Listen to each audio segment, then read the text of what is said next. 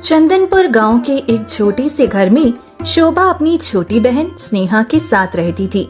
माता पिता के साय के बिना शोभा ने स्नेहा को पाल पोस कर बड़ा किया था। एक दिन शोभा रोज की तरह काम पर जाने के लिए तैयार हो रही थी। तभी उसने देखा कि स्नेहा गहरी सोच में डूबी है। क्या हुआ स्नेहा, तुम बहुत परेशान लग रही हो? कुछ नहीं दीदी, बस ऐसे ही मन थोड़ा घबरा रहा है। ठीक है, अपना ख्याल रखना और थोड़ा आराम करो, तुम ठीक हो जाओगी। शोभा ये कहकर काम पर चली जाती है, लेकिन स्नेहा की आंखों में डर साफ दिख रहा था। मैं आपको कैसे बताऊं दीदी कि मैंने चोरी छिपके प्रेम विवाह कर लिया है। जैसे ही आपको और गांव वालों को सच पता चलेगा, पता नहीं वो मेरे साथ क्या करेंगे। मैं मजबूर हूँ, चाहकर भी कुछ नहीं कर सकती, ना ही सच बता पा रही हूँ। इसी तरह पूरा दिन बीतता है और शाम ढलने लगती है।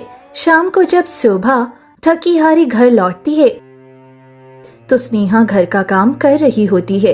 तभी अचानक झुकते समय स्नेहा के गले से एक पीला धागा बाहर निकल आता है। ये क्या स्नेहा, तुम्हारे गले में ये पीला धागा कैसा? कहीं ये वही तो नहीं जो मैं सोच रही हूँ? स्नेहा फूट फूट कर रोने लगती है और भागकर शोभा का हाथ पकड़ लेती है। दीदी मुझे माफ कर दो, मैं कबीर से बहुत प्रेम करती हूँ और हम दोनों ने चोरी छुपके विवाह कर लिया है। गांव वालों को पता चला तो वो हमें जिंदा नहीं छोड़ेंगे, यही सोचकर मैं मर रही हूँ। तुमने इतना बड़ा कदम उठाया स्नेहा, और मुझे बताना भी जरूरी नहीं समझा? मैं काम और घर की जिम्मेदारी में इतनी खो गई कि मुझे याद ही नहीं रहा कि तुम्हारी विवाह की उम्र हो गई है। मुझे माफ कर दो। तुम मुझसे छोटी हो और तुमने मुझसे पहले विवाह कर लिया। गांव वाले अब क्या करेंगे तुम अंदाजा भी नहीं लगा सकती। मैं उनके बिना नहीं रह सकती, उससे बहुत प्रेम करती हूँ मैं। एक काम करो, तुम अभी इसी वक्त कबीर के साथ ये गांव छोड़कर कहीं दूर चली जाओ। जैसे ही गांव वाले आएंगे मैं उन्हें संभाल लूंगी, तुम्हें कुछ नहीं होने दूंगी मैं। पर दीदी, मैं आपको इस मुसीबत में अकेले कैसे छोड़ दूं? गांव वाले आपको सजा देंगे। देखो, बहस मत करो, अभी इसी वक्त चली जाओ, बाकी बातें हम बाद में करेंगे। स्नेहा भारी मन से घर के अंदर जाती है और 2 जोड़ी कपड़े लेकर चोरी छिपके घर के पिछले दरवाजे से निकल पड़ती है। शोभा उसे जाता हुआ देखती रहती है। मैंने अपनी बहन की सारी जिम्मेदारी निभाने की कोशिश की है, पर मैं उसे गांव वालों के सामने जलील होते नहीं देख सकती। वह रात बीत जाती है, लेकिन अगली सुबह होते ही पूरे कुंदन नगर में खलबली मच जाती है। गांव का मुखिया और गांव के गुस्से से भरे लोग शोभा के घर के बाहर आकर जमा हो जाते हैं। अरे ओ शोभा, क्या कर रही है अंदर? जल्दी घर से बाहर आ। शोभा कांपते कदमों से धीरे धीरे घर से बाहर आती है। सामने भीड़ का गुस्सा देखकर उसका दिल बैठने लगता है। मुखिया जी, आप सब यहाँ मेरे दरवाजे पर, सब ठीक तो है ना? मुखिया की आंखों में क्रोध और संदेह की आग चल रही थी। उसने डंडा जमीन पर पटकते हुए शोभा को घूरा। कितनी भोली बन रही है रे? पूरे गांव में खबर है कि तेरी बहन गांव छोड़कर भाग गई है। सच सच बता, क्या उसने किसी के साथ प्रेम विवाह किया है? नहीं मुखिया जी, ऐसा मत कहिए। मेरी बहन ऐसा कदम कभी नहीं उठा सकती। वे तो शायद पास के शहर में सेठानी के यहाँ काम के सिलसिले में गई होगी। अरे चुप हो जा शोभा, तू अपनी बहन को बचाने की कोशिश कर रही है। हमारे गांव में प्रेम विवाह पाप है, और अगर तेरी बहन ने यह गुस्ताखी की है ना, तो उसकी सजा पूरे परिवार को भुगतनी होगी। आखिर वो है कहाँ? सुखीराम, जाकर देख घर के अंदर, कहीं रात के अंधेरे में आकर घर में तो नहीं छुप गई ना? सुखीराम गुस्से में घर के अंदर घुस गया, पर स्नेहा कहीं नहीं थी। मुखिया जी, स्नेहा तो घर में नहीं है, उसने हमारे गांव की नाक कटवा दी है। अरे मुझे तो लगता है इन दोनों बहनों की मिली भगत है। मुखिया जी, इसे अभी के अभी गांव से बाहर निकाल देना चाहिए, यह हमारे गांव में रहने लायक नहीं है। तू बिल्कुल ठीक कहता है। निकल जा शोभा, आज के बाद इस गांव में तू दिखाई मत देना। और खबरदार, जो किसी गांव वाले ने इसकी मदद की, इसके माँ बाप नहीं थे तो पता नहीं कैसे संस्कार मिले हैं इसे। छी छी छी छी। गांव वाले तरह तरह की ताने मारने लगे। सुखीराम और मुखिया ने शोभा को धक्का मारकर गांव की सीमा से बाहर निकाल दिया। शोभा जंगल की पगडंडी पर गिर पड़ी। मुझे ये सब सहना पड़ेगा। अपनी बहन का घर बसाने के लिए मुझे कुछ भी करना पड़े, मैं तैयार हूँ। वह मेरी छोटी बहन है, उसने अपनी खुशियाँ चुनी हैं, तो मैं उसका साथ दूंगी। 2 दिन बीत गई। शोभा उसी जंगल के एक पेड़ के नीचे बैठ गई। ना अन्न का दाना पेट में गया था, ना गले से पानी उतरा था। भूख और प्यास से उसकी हालत बिगड़ने लगी। अब और सहा नहीं जा रहा। कलेजे में प्यास की आग जल रही है। प्यास के पास के कुएं से थोड़ा पानी पी लेती हूँ, फिर कहीं दूर चली जाऊंगी। शोभा जैसे ही गांव के कुएं के पास पहुंची, गांव की औरतों ने उसे घेर लिया।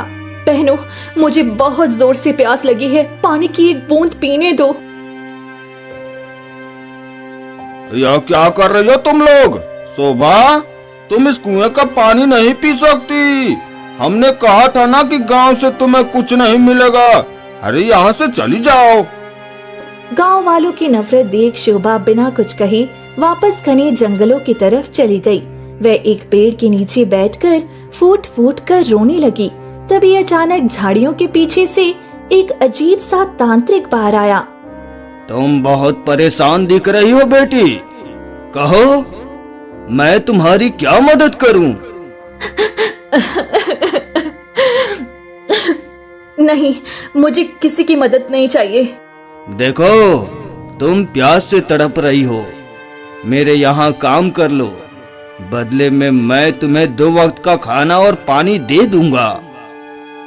भूख से मरने से तो अच्छा है कि इसके यहाँ काम कर लूं, कम से कम जान तो बचेगी। ठीक है, मैं काम करने के लिए तैयार हूँ। मुझे क्या करना होगा? हाँ, चलो मेरे साथ मेरी कुटिया में। तांत्रिक शोभा को अपनी डरावनी कुटिया में ले गया। वहाँ चारों तरफ खोपड़ियाँ और अजीब सामान बिखरा था।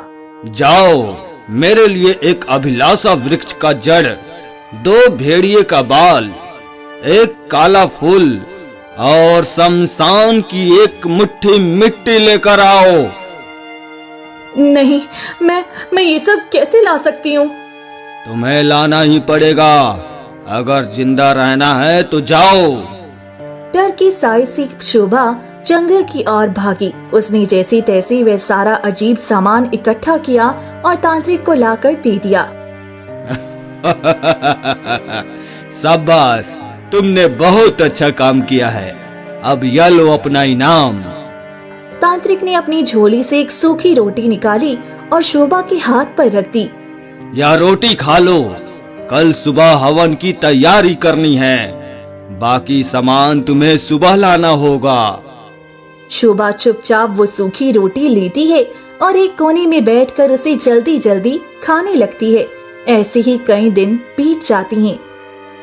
नहीं, मैं अब आपका ये सारा काम नहीं कर सकती। आप जो कुछ भी करवा रहे हैं, ये सब गलत सिद्धियों के लिए हो रहा है।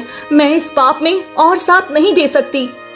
अच्छा, तो अब तुम मुझे बताएगी कि मुझे क्या करना है।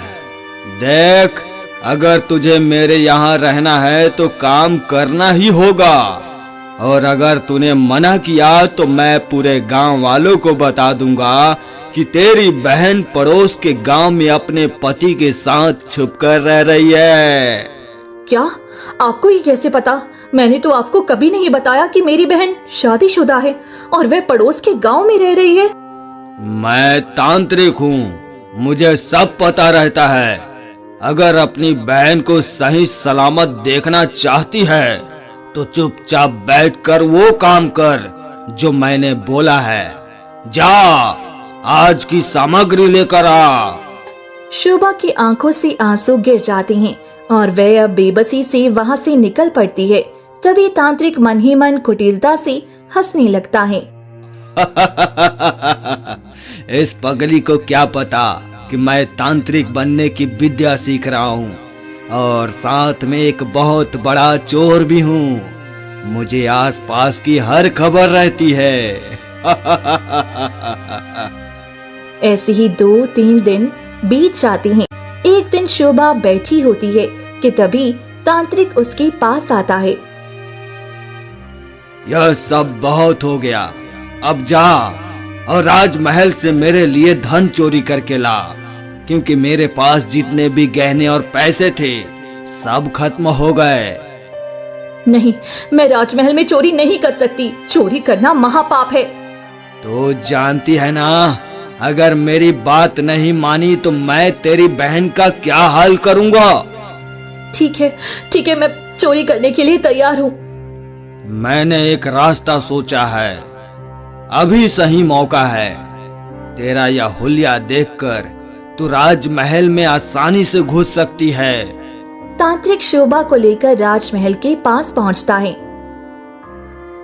जा, अपना हाल किसी भिखारी जैसा बना ले। यह कटोरा ले और राजमहल के द्वार पर जाकर बैठ जा। सुना है रानी पद्मावती बहुत दयालु है, वह तुझे खुद महल के अंदर ले जाएगी और फिर हमारा काम आसान हो जाएगा। जा। ठीक है। शोभा वे कटोरा लेकर राजमहल के द्वार पर जाकर बैठ जाती है। कई दिनों तक भूखा रहने की वजह से वे पहले से ही दुबली पतली दिख रही थी। ये लड़की कौन है? कितनी कमजोर लग रही है। मुझे इसकी मदद करनी चाहिए। फिर रानी पद्मा शोभा के पास जाकर खड़ी हो जाती हैं। ये क्या? तुम कौन हो बेटी, और ये क्या हालत बना रखी है अपनी? रानी माँ, मैं अनाथ हूँ। मेरा इस दुनिया में कोई नहीं है और मैं कई दिनों से भूखी हूँ। मुझे कुछ खाने को दे दीजिए, आपकी बहुत मेहरबानी होगी। सुना है आप अनाथों के सिर पर छत और भूखों को खाना देती हैं। तुम बहुत परेशान दिख रही हो। पहले तुम मेरे साथ अंदर चलो। रानी शोभा को अपने साथ राजमहल के अंदर एक आलीशान कक्ष में ले जाती है, जो किसी राजकुमारी के कमरे की तरह सजा हुआ था। ये क्या रानी माँ, आप मुझे इस कक्ष में क्यों लाई हैं? ये कक्ष मैंने अपनी राजकुमारी के लिए बनवाया था, पर भगवान ने मुझे संतान नहीं दी। ये हमेशा से खाली रहा है। तुम यहीं रुको जब तक तुम्हारी हालत ठीक नहीं हो जाती। ठीक है महारानी, मुझे बहुत जोर से भूख लगी है। चिंता मत करो, मैं तुम्हारे खाने का बंदोबस्त करती हूँ। अभी दासी कुछ खाने को लेकर आती होगी। शोभा जैसे ही उस मखमल के बिछावन पर बैठती है, उसके मन में सुकून की एक लहर दौड़ जाती है। कितना सुखद और शांत जीवन है ये। इतने दिनों तक मैं रास्तों पर भटकती रही, ना जाने कहां कहां झाड़ियों के सोकर रातें बिताई, और यहाँ के ये मखमल गद्दे और ये स्वादिष्ट पकवान। सच में मुझे तो ऐसा लग रहा है जैसे मैं खुद ही इस महल की राजकुमारी बन गई हूँ। शोभा जल्दी जल्दी सारा खाना खा लेती है और मखमल के बिछावन पर लेटकर मुस्कुराने लगती है। सुकून के पल ना जाने मेरी जिंदगी से कब से गायब थे। पहले गांव में काम करते करते कब सो जाती थी और कब जागती थी, पता ही नहीं चलता था। आज यहाँ आकर लग रहा है कि मैं यहाँ की खुद ही महारानी बन गई हूँ। शोभा अभी ये सब कह ही रही थी कि तभी खिड़की से तांत्रिक अचानक अंदर आ जाता है। क्या कर रही है तू यहाँ? मैंने तुझे यहाँ चोरी करने भेजा था और तू यहाँ आराम से मजे ले रही है। खड़ी हो और जल्दी से खजाना चुराकर बाहर निकल। नहीं, मैं यहाँ चोरी नहीं करूँगी। मुझे यहाँ बहुत सुकून मिल रहा है। मैंने तुम्हारी काली विद्याओं में बहुत साथ दे दिया, पर अब मैं महारानी को धोखा नहीं दे सकती। वे बहुत अच्छी हैं। अच्छा, तो तू ऐसे नहीं मानेगी। अब पहले तुम मेरे साथ यहाँ से चल। तांत्रिक झपटा मारकर शोभा का हाथ पकड़ लेता है और उसे घसीटने की कोशिश करता है। तभी रानी पद्मावती कुछ सैनिकों के साथ कक्ष में प्रवेश करती हैं। ठहर जा नीच, तुम्हारी हिम्मत कैसे हुई राजमहल में घुसकर इस बच्ची के साथ ऐसा व्यवहार करने की? सैनिकों, पकड़ लो इसे। रुकिए महारानी, आप ऐसा नहीं कर सकती। यह शोभा मेरी पत्नी है। आप एक पत्नी को उसके पति से दूर नहीं कर सकती। तुम मुझे मूर्ख समझते हो? तुम्हारी उम्र 45 साल की लग रही है और ये बच्ची अभी मुश्किल से 22 की होगी। तुम दोनों पति पत्नी कैसे हो सकते हो? हाँ, ये झूठ बोल रहा है महारानी। मैं इसकी पत्नी नहीं हूँ। शोभा, क्या तू भूल गई कि मैंने तुझे यहाँ क्या कहकर भेजा था? क्या तू चाहती है कि तेरी बहन की जिंदगी नर्क बन जाए? हे ईश्वर, ये फिर से स्नेहा का जिक्र कर रहा है। अगर मैंने इसकी बात नहीं मानी तो ये मेरी बहन के साथ कुछ गलत कर देगा। मुझे इसकी बात मान लेनी चाहिए। मूर्ख तांत्रिक, तांत्रिक के वेश में तू इस बच्ची की जिंदगी बर्बाद करना चाहता है। अब देख मैं क्या करती हूँ। नहीं नहीं महारानी, रानी माँ आप इसे छोड़ दीजिए, ये सच कह रहे हैं, ये मेरे पति ही हैं। देखो शोभा, तुम्हें डरने की जरूरत नहीं है। मैं इस राज्य की रानी हूँ। मैं जानती हूँ कि तुम इसकी पत्नी नहीं हो। तुम्हारे चेहरे की घबराहट सब सच कह रही है। नहीं नहीं रानी माँ, मैं सच कह रही हूँ, ये मेरे पति हैं, आप इन्हें छोड़ दीजिए। सुन लिया महारानी, आप रानी है तो इसका मतलब यह नहीं कि आप हम पति पत्नी को जुदा कर दें। अब जल्दी हमें यहाँ से बाहर निकालिए, मुझे अपनी पत्नी को साथ ले जाना है। मैंने सोचा था कि तुम एक मजबूर लड़की हो। मैंने तुम्हें अपनी बेटी का कक्ष दिया, पर तुम ऐसी निकलोगी मैंने सोचा ना था। सैनिकों, इन दोनों को राजमहल से बाहर निकाल दो, और याद रहे आज के बाद ये फिर कभी महल में कदम ना रखें। सैनिक दोनों को धक्के देकर महल से बाहर निकाल देती हैं। बाहर आते ही तांत्रिक का असली रूप सामने आता है। क्या सोचा था तूने कि मुझसे पीछा छुड़ा लेगी? अब देख मैं तुझे इसकी क्या सजा देता हूँ। चल मेरे साथ। तांत्रिक शोभा को घसीटकर अपनी झोपड़ी में ले जाता है। अब तक मैं तुझे एक दिन छोड़कर खाना देता था, अब तुझे सप्ताह में सिर्फ 2 दिन एक रोटी मिलेगी।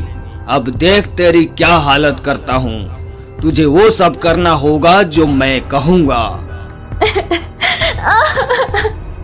शोभा फूट फूट कर रोने लगती है। वह बेबस थी, अपनी बहन के लिए उसे ये सब सहना ही पड़ रहा था। अगले सुबह राजकुमार सूरज घने जंगलों में शिकार करने के लिए आते हैं। आज बहुत दिन बाद शिकार पर निकला हूँ। आज कुछ बड़ा शिकार करके पिताजी को खुश कर दूंगा। राजकुमार जंगल की ओर बढ़ ही रहे थे कि तभी पीछे तांत्रिक की नजर उन पर पड़ जाती है। तांत्रिक की आंखों में नफरत की आग जल उठी थी। मिल गया मेरा दुश्मन। इस राजमहल से मेरी पुरानी दुश्मनी है।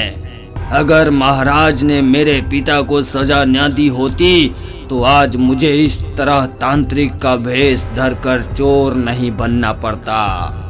अब देख राजकुमार, मैं तेरा क्या हाल करता हूँ। तांत्रिक एक मुट्ठी बबूत लेता है और हवा की उल्टी दिशा में मंत्र पढ़कर फेंक देता है। वह काली बबूत तेज हवा के साथ राजकुमार सूरज की ओर बढ़ने लगती है। इतनी कठिन सिद्धियों और इन अजीब सामग्रियों से जो भभूत मैंने तैयार की है, उसका वार खाली नहीं जाएगा। जैसे ही यह राजकुमार के रोम रोम में समाएगी, वह अपनी शुद्ध बुद्ध खो बैठेगा। फिर यह खुद चलकर मौत के मुंह में जाएगा। तांत्रिक इतना कहकर शैतानी हंसी हंसता हुआ घने जंगलों में ओझल हो जाता है। इधर जैसे ही वह बबूत राजकुमार सूरज की आंखों और सांसों में पहुंचती है। यह क्या हो रहा है? मुझे कुछ अजीब सा महसूस हुआ, जैसे कि किसी ने मुझे अपने बस में कर लिया है। अचानक राजकुमार घने जंगलों की तरफ जाने लगती हैं। अरे, इन राजसी वस्त्रों से तो ये कोई राजकुमार लग रहे हैं, पर ये इस तरह घने जंगलों की ओर क्यों जा रहे हैं? वहाँ तो हिंसक पशुओं का बसेरा है, मुझे इन्हें रोकना ही होगा। शोभा दौड़कर जाती है और राजकुमार का हाथ पकड़कर उन्हें पीछे खींचने की कोशिश करती है। राजकुमार नहीं रुकते हैं। लगता है इन पर किसी नशीली चीज या काले जादू का असर है। मुझे अपनी सीखी हुई औषधियों का इस्तेमाल करना होगा। शोभा फुर्ती से एक विशेष कड़वी जड़ी बूटी रगड़ती है और उसका तीखा रस राजकुमार की नाक के पास ले जाती है। उसकी तेज गंध सीधे राजकुमार के दिमाग पर असर करती है और वे झटके से होश में आ जाती हैं। मेरा सिर! मैं यहाँ क्या कर रहा हूँ? और तुम कौन हो?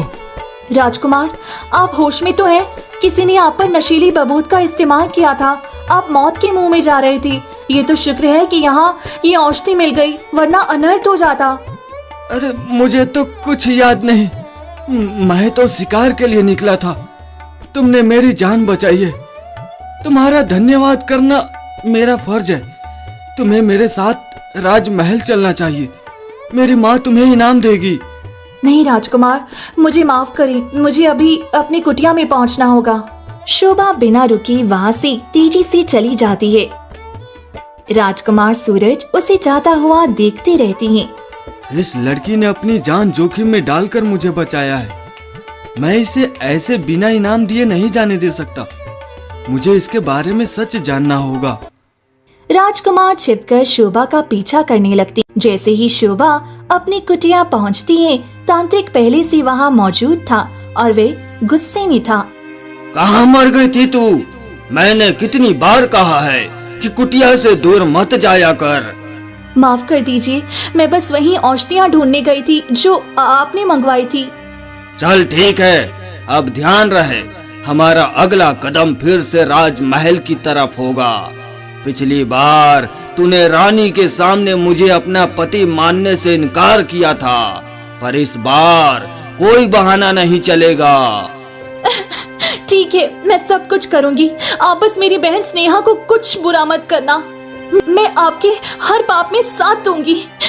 तांत्रिक अपना कुछ सामान लेने बाहर चला जाता है। शोभा वहीं बैठकर फूट फूट कर रोने लगती है। तभी राजकुमार सूरज अचानक सामने आ जाती हैं।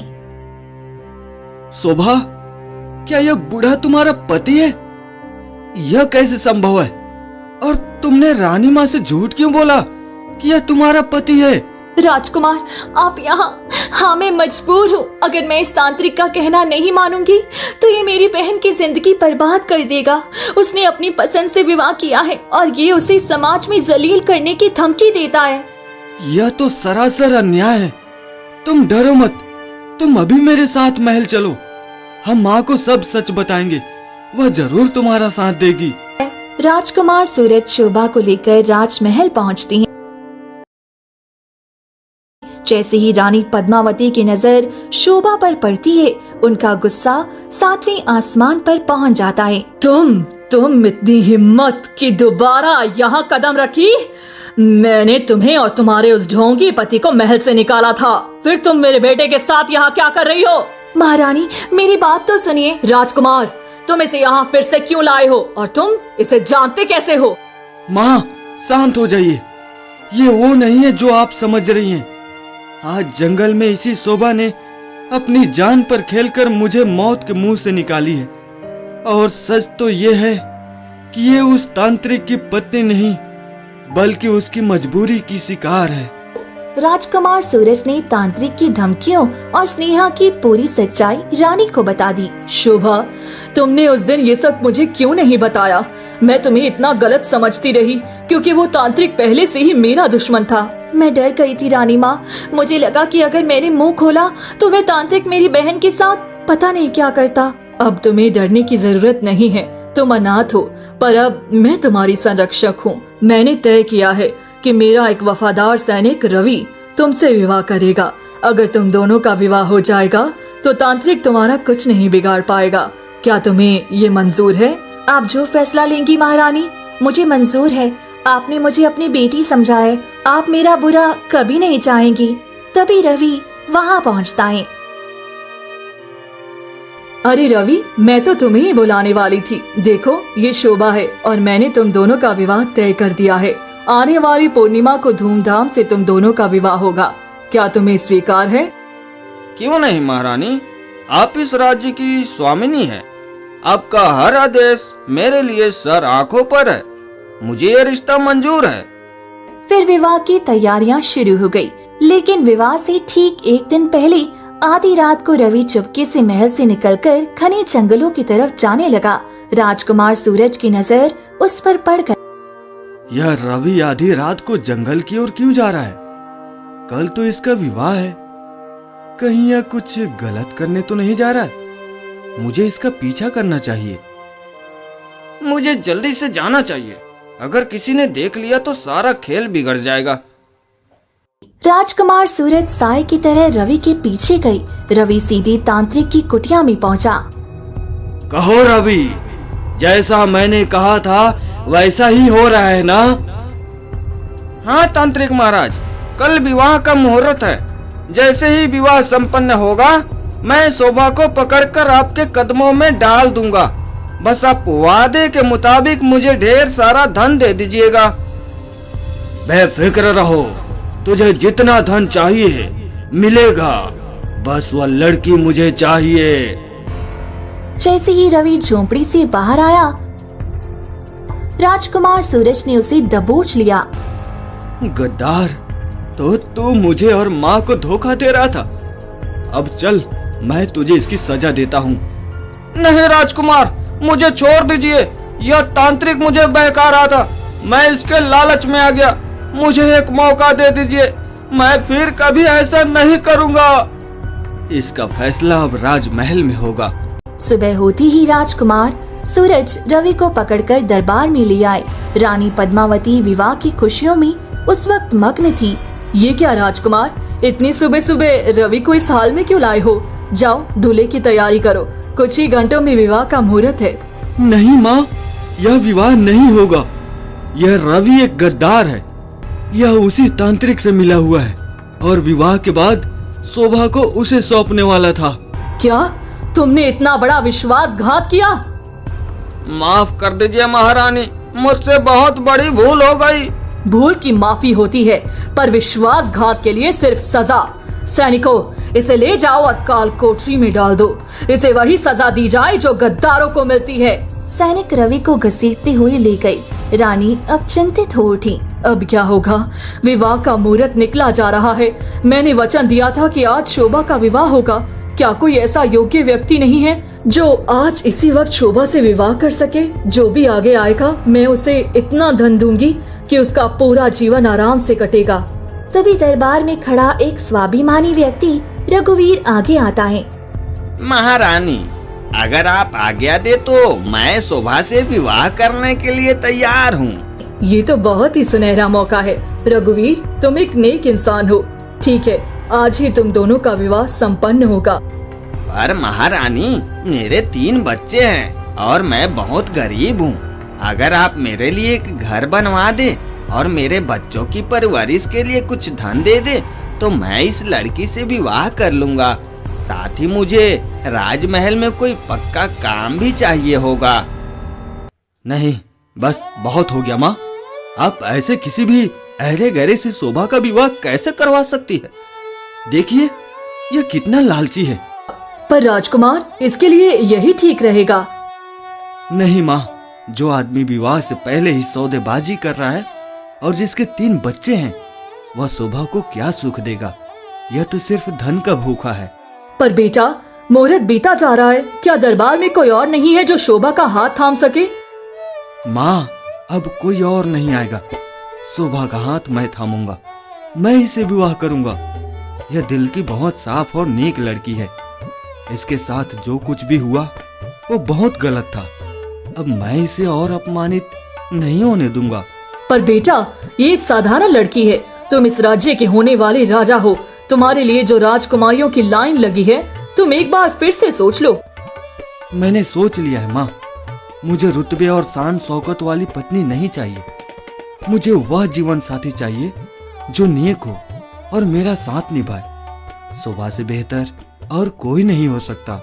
ठीक है बेटा, अगर तुम्हारी यही खुशी है तो मुझे भी ये रिश्ता मंजूर है। अभी खुशियों का माहौल बना ही था कि तभी तांत्रिक पागलों की तरह दरबार में भागा चला आता है। नहीं, मैं यह विवाह कभी नहीं होने दूंगा। महारानी, मेरी पत्नी को मेरे हवाले कीजिए। यह सिर्फ मेरी है। अच्छा, तो तू अभी भी इसे अपनी पत्नी बता रहा है? अब देख मैं तेरा क्या हल करता हूँ। राजकुमार सूरज बिजली की फुर्ती से तांत्रिक के पास पहुंची और एक जोरदार थप्पड़ उसके मुंह पर मार दिया। तांत्रिक चकराकर जमीन पर गिर पड़ा। तुम्हारी इतनी हिम्मत! राजकुमार, मैं तुम्हें अभी इसी वक्त भस्म कर दूंगा। चुप कर ढोंगी, तूने एक मासूम लड़की की जिंदगी बर्बाद करने की कोशिश की है। अब तुझे इसकी सजा मिलकर रहेगी। सैनिकों, इसे पकड़ लो और काल कोठरी की ऐसी जगह डालो जहां परिंदा भी पर न मार सके। सैनिक घसीटते हुए उसे ले जाते हैं। भीड़ में से एक लड़की दौड़ती हुई आई। वह शोभा की छोटी बहन स्नेहा थी। वह रोती हुई शोभा के गले लग जाती है। मुझे माफ कर दो दीदी, मेरी एक गलती की वजह से आपको इतना सब सहना पड़ा। मुझे सब पता चल गया है कि उस तांत्रिक ने आपके साथ क्या क्या किया। तुम ठीक तो हो ना स्नेहा? हाँ दीदी, आपकी बदौलत मैं और कबीर आज ठीक हैं, वरना गांव वाले तो हमें मार ही डालते। सच में शोभा, तुम्हारी बहन खुशनसीब है जो उसे तुम जैसी बहन मिली। तुमने इसके लिए अपनी जान और इज्जत सब दांव पर लगा दी। आज से हम इस राज्य की पुरानी परंपरा बदलते हैं। कोई भी लड़की अपनी पसंद से विवाह कर सकती है। उसे छुपकर रहने या डरने की राजकुमार जरूरत बिल्कुल नहीं है। ठीक कह रहे हैं। प्रेम कोई अपराध नहीं बल्कि ईश्वर का वरदान है और हमें इसका सम्मान करना चाहिए। तभी मुखिया और गांव वाले भी आ जाते हैं। ठीक है राजकुमार, अगर आपने यह फैसला लिया है तो हमें मंजूर है।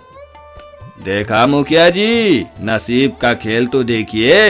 यही शोभा जो कल तक दर दर की ठोकरें खा रही थी, लोगों के ताने सुन रही थी, आज इसी राज्य की महारानी बनने जा रही है।